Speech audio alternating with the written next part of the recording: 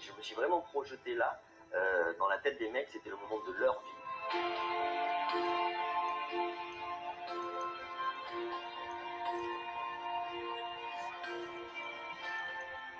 Ça ressemble à l'un des matchs les plus importants de notre carrière, donc forcément c'est le match de ta vie et il faut tout donner, hein, quitte à y laisser un bout de toi sur le terrain.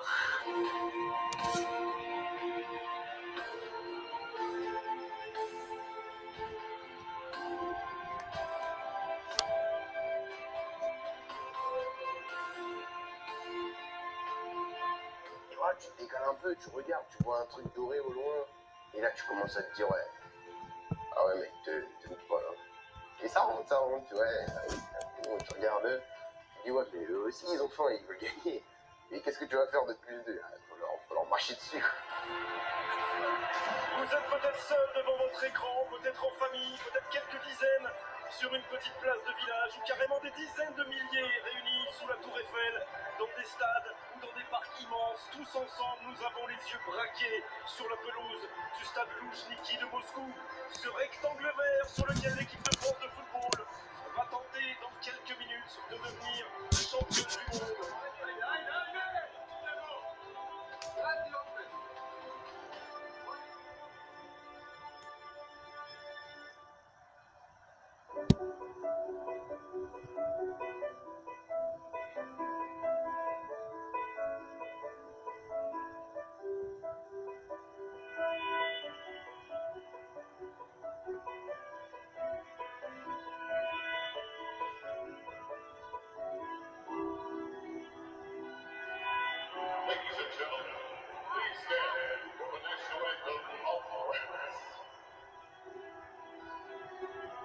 La Marseillaise, elle est toujours spéciale, mais c'est sûr que une finale de Coupe du Monde, ça n'arrive pas tous les jours. Et ça arrive qu'une fois, je pense même. J'étais à deux doigts de craquer. C'est tellement d'émotions qu'on est des humains, on n'est pas des robots. On essaie de mettre de côté l'émotion, mais c'est très dur parce qu'on a toujours rêvé de vivre un moment pareil. Là, la France a la possibilité d'être sur le toit du monde. Donc oui, les décibels, elles sont encore un peu plus hautes.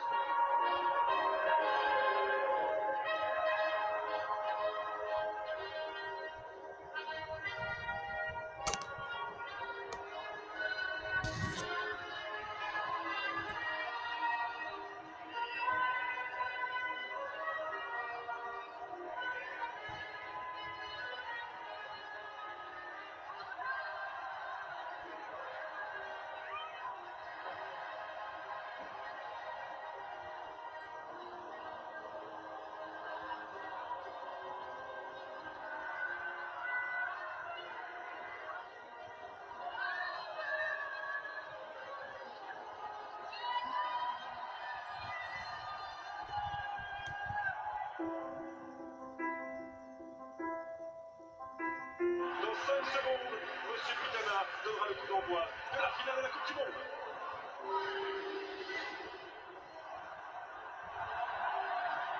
C'est parti! Après un premier quart d'heure difficile, l'équipe de France s'installe enfin dans le camp croate. Mais c'est vite récupéré par Varane. Ils sont montés d'un cran, les Bleus. Sur le centre Il y a un Griezmann. bon coup franc, il y a un bon coup franc pour les Bleus.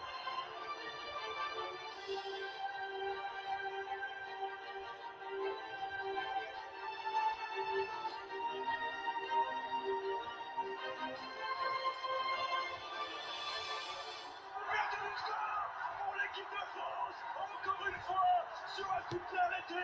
Qui a touché ce ballon? Ça ne sait rien. Est-ce que c'est Mandzukic contre son camp? La pression était là. Et le résultat est pour l'instant magnifique. Après un peu moins de 19 minutes sur leur premier coup de pied arrêté. Les Bleus mènent 1-0. Un but inscrit contre son camp par Mario Mandzukic, coéquipier de Blaise Matuidi à la Juventus de Turin. Le Français a-t-il osé évoquer ce souvenir douloureux avec le Croate lors de leur retrouvaille en Italie? J'ai osé parce que en fait, c'est moi qui ai fait un petit blog sur lui. Et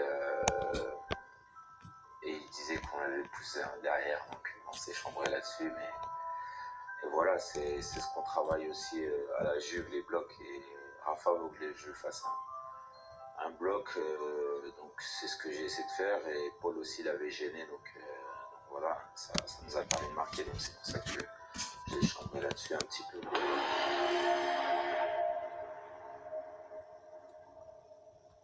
Les Bleus mènent au score, mais N'Golo Kanté souffre face au meilleur joueur de la Coupe du Monde, Luka Modric. Oh, il n'y est pas allé, Samuel Umtiti. Il y aura le retour de Kanté.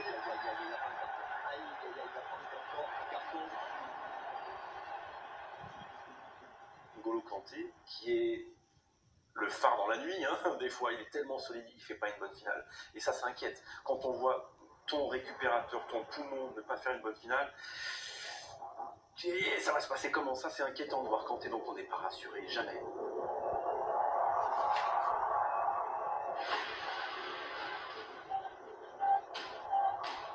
À l'opposé, il y a la tête de Burzalco. On s'est prolongé 2 fois, 3 fois, pas encore sorti. Et la frappe de Perisic. Et la frappe de Perisic pour l'égalisation croate. Cet homme libère son pays pour la 2e fois après la demi-finale. Il lui est redonné sport en finale. 29e minute. Un partout dans cette finale. À cet instant, les joueurs français commencent à douter et le sélectionneur à s'inquiéter. Malheureusement, on n'est pas complètement dedans, entre se dire, allez, c'est le match le plus décisif, mais on est un peu avec le frein à main, on n'est pas totalement libéré.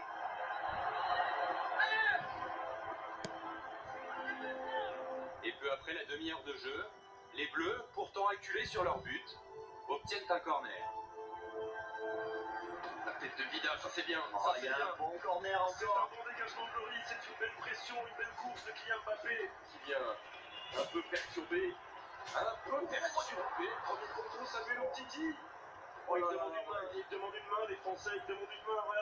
Regardez Blaise Matuidi, a-t-il eu lieu cette main?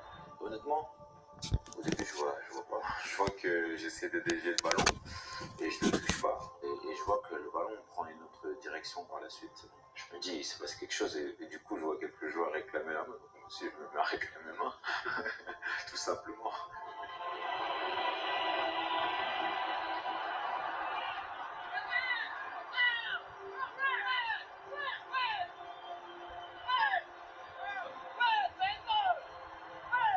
Pour l'impression, ça sert à rien. Après, c'est plus des réactions, toujours en se contrôlant quand même à partir du moment où il y a la mort.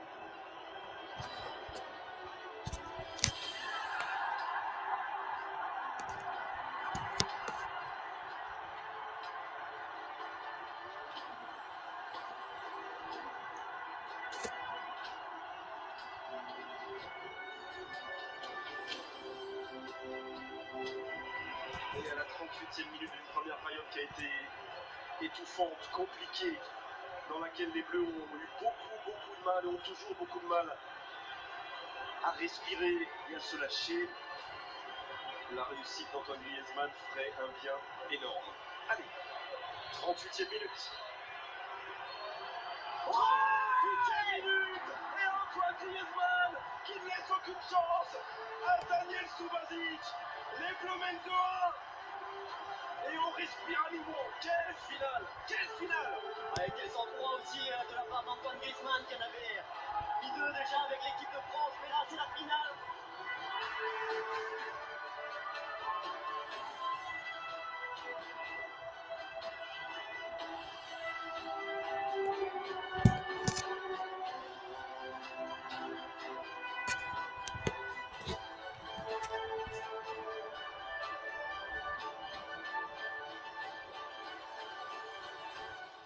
Les Bleus mènent 2-1 à l'issue de 45 premières minutes totalement étouffées. étouffante.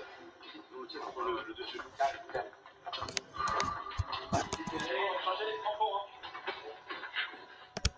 Le retour au vestiaire à la mi-temps, où on mène 2-1, et on se regarde tous en se disant on n'y est pas. On n'y est pas, mais on mène 2-1. C'est quand même incroyable. Ils viennent, ils contre, ils cherchent ensemble. Chose que nous, on a à peu près bien fait à la fin. Pendant 30 minutes, non, vous y allez un après l'autre. Si Antoine va presser, mettez-vous un moment déjà ensemble au livre et Kylian. Il ne faut pas qu'on recule, les gars. Pas de trop, un bloc média, on ne va pas reculer. Il faut que sur le porteur, on puisse y aller. Et après, dans les couloirs, Yann, t'es obligé de suivre. Obligé. Benjamin, il n'a pas le temps de changer. La seule possibilité qu'il y a, c'est s'ils font ça, que toi tu prennes l'offensive qui vient et que lui il prenne le latéral. Les gars, vous avez plus que jamais, les mecs. Les efforts, les efforts, les efforts. On va aller la chercher ensemble, les gars. Ensemble, allez la chercher, allez. Allez, Kylian, allez, les gars, allez, mais. Là, c'est chaud. Allez, allez, ça.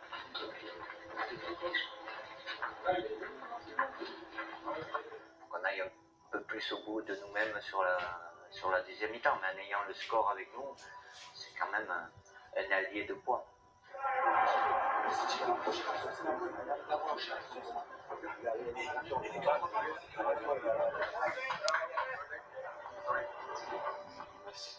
On a ce réalisme qui a fait notre force tout au long de la compétition. On sentait qu'on n'avait pas besoin de se créer beaucoup d'occasions pour pouvoir les mettre au fond. Et on se dit là, c'est pour nous, on ne peut pas laisser passer ça, on va revenir sur le terrain et on va faire ce qu'il faut, on va élever le niveau d'agressivité, on va élever le niveau dans les duels. Et c'est ce qu'on fait. Mais malgré les bonnes intentions, l'équipe de France continue à subir en début de seconde période. Ah, il peut continuer avec Rebic. Avec Rebic, c'est décadré. Et la main ferme du Goloris pour répondre anti-Rebic. Oh, la parade encore du Goloris. Symbole de cette période difficile, N'Golo Kanté. À la 54e minute, Didier Deschamps prend une décision forte. Il remplace celui qui avait jusque-là disputé chaque minute de la Coupe du Monde. Il n'était pas bien les 2 jours avant déjà. Une fatigue physique et il n'est pas bien dans cette finale. N'Golo, c'est pas un robot, hein. C'est un être humain, donc il a le droit d'être un peu moins bien sur certains matchs. Non, il n'était pas malade, j'en ai discuté avec lui, il le répète aux gens. Kanté, qui a été si fantastique pendant cette Coupe du Monde. Fantastique, fantastique, mais qui, comme tous les autres, souffre dans cette finale. Humainement, c'est pas facile, mais je ne me suis pas posé la question. Parce que je ne dois pas me la poser, parce que je ne peux pas avoir des choix où l'affectif rentre en ligne de compte. Je dois penser en groupe et à partir du moment, même si c'est un J, et si on en est arrivé là, il y est pour beaucoup. Là, comme il est pas utile à l'équipe. Donc voilà, je l'ai fait assez rapidement pour le bien de l'équipe de France. Steven Zonzi le remplace et l'équipe de France change alors de visage. Allez, débrouille-toi. Bon ballon, ça. Allez, Bon ballon. débrouille-toi. Et tu peux le faire très bien face à Strinic, Kylian Mbappé. Sans renvoyer, Griezmann qui ne peut pas frapper. Derrière lui, il y a Paul Pogba. Une première fois et la deuxième. Quelle efficacité! Quelle efficacité! Paul Pogba! Paul Pogba inscrit son premier but du mondial, celui qui libère tout un pays.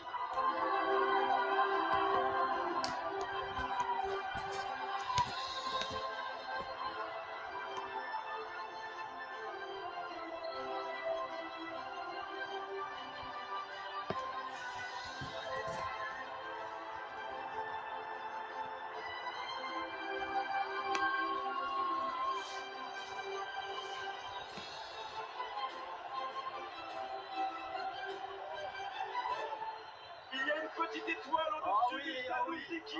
Et elle brille très très fort pour les Bleus pour l'instant. Très très fort.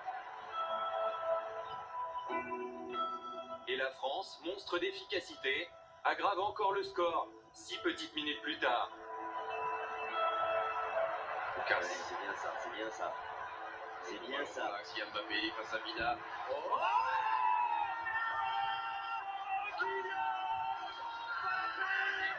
Ça fait 3 buts d'avance pour les Bleus. Est-ce que c'est terminé? Sans doute pas. Mais elle a jamais été aussi proche. Cette deuxième étoile, 65e minute, l'équipe de France mène 4-1. Et en l'espace de 5 minutes, il y a peut-être que terrasser la Croatie, Kylian Mbappé pour son 4e but dans cette Coupe du Monde. Tu réalises pas trop en fait, parce que tu es dans ton match, tu es dans ta bulle, tu salues ta famille, tu vois qu'ils sautent de partout, tu vois un peu de français là, ils sautent de partout aussi, donc tu les salues aussi. Mbappé devient le plus jeune buteur en finale de la Coupe du Monde depuis 1958. Il rejoint une nouvelle fois le roi Pelé dans les livres d'histoire. Mais ouais, voilà, tu te replaces parce que tu te dis, ouais, faut qu'il siffle la fin, quoi, je m'offre. Oh, ça fait du bien. Oh, ça fait beaucoup de bien. Et peut-être que cette fois-ci, les héros croates ont plus qu'un genou à terre. Peut-être ont-ils les 2 genoux à terre. Je sais qu'on est à 4-1, on est quand même à 99%, 99,9% champion du monde. 4-1, oui. À 3-1, on se dit qu'il faut rester concentré, faut rester. À 4-1, on se demande ce qui se passe. C'est juste énorme. Et inconsciemment, le capitaine des Bleus va se relâcher à peine 4 minutes après le 4e but français. Oh, mais non! Et le but de Mandzukic, ça fait 4-2. C'est la 69e minute. Je voulais pas dégager en catastrophe. En fait, c'est peut-être le résultat qui me fait dire ok, il faut poser le jeu, il faut prendre le contrôle du jeu. Et ensuite, il y a cette prise de risque. Et voilà, quand on prend un risque, parfois, surtout lorsqu'on est gardien, souvent, soit ça passe, ou soit ça casse. On se dit que le match est relancé, qu'il va falloir être fort jusqu'au bout, et c'est ce qu'on a fait. Il n'aura pas marqué dans cette Coupe du Monde, mais il aura fait tellement de bonnes choses, Olivier Giroud. Non, tu peux pas penser à ça tout de suite, c'est impossible. Voilà, c'était écrit, c'est comme ça. Peut-être que si j'avais marqué encore une fois, on n'aurait pas été champion du monde. On est dans un projet collectif, évidemment que si tout le monde peut être heureux sur son cas personnel, tant mieux, mais il était heureux, Olivier. Si vous lui redemandez, je pense que vous pouvez lui demander entre marquer 5 buts et pas être champion du monde. Il n'y a pas photo dans sa tête.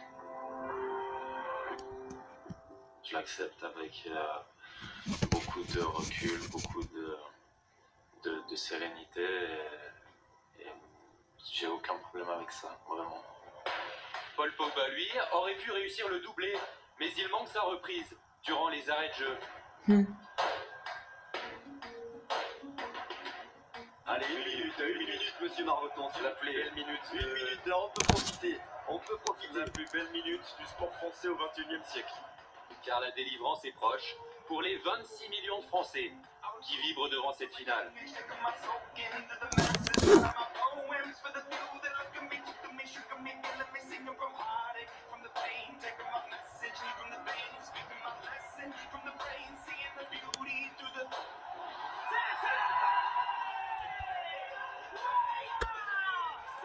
Les Bleus sont champions du monde!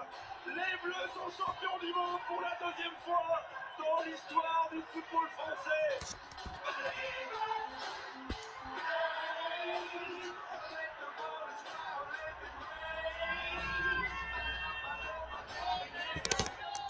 Deux étoiles, on est là, merci les Bleus, merci. On est fiers d'avoir rassemblé un peuple, un pays, et je pense qu'il n'y a que le football qui peut donner autant de bonheur aux gens dans un moment précis.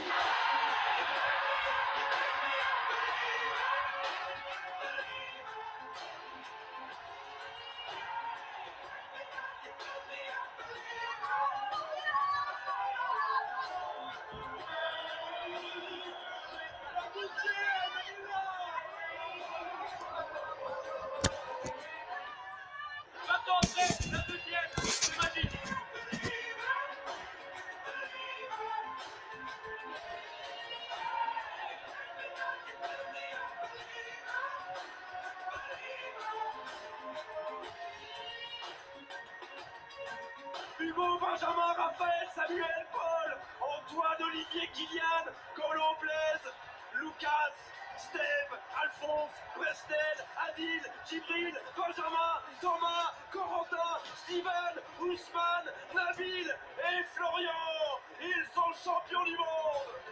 J'y ai un peu pensé, est-ce que ça marche, est-ce que ça marche pas, et je me lance en fait. Je me lance et j'ai ma fiche et heureusement des fois je mets pas tous les joueurs, là j'avais mis tout le monde, hein, pour une finale, ma fiche il y en a partout.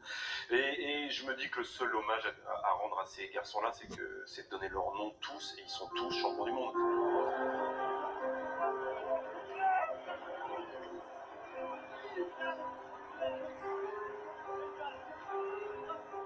Là, dans ma tête, on pense à quand on était petit, je pense à quand je venais ici à Clairefontaine.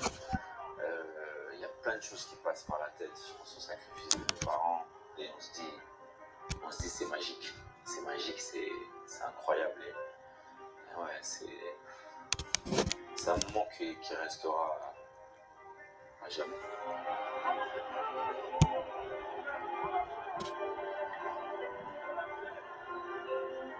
C'est extraordinaire sans aucun terme. Je pense qu'il faut le vivre pour le comprendre. À partir du moment où tu es champion du monde, après tu vois les choses différemment en tant que footballeur professionnel.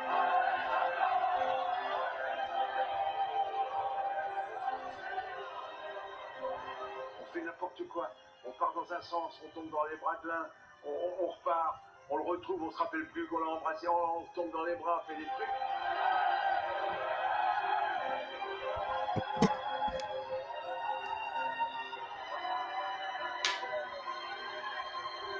Ils sont tellement heureux, il y a tellement d'émotions, voire de larmes de bonheur. Voilà, c'est une réussite collective. Il n'y a rien qui est au-dessus. Il n'y a rien qui est au-dessus. Et c'est ce que le discours que je leur ferai après, c'est plus les mêmes à partir de ce coup de sifflet-là, parce qu'ils sont champions du monde.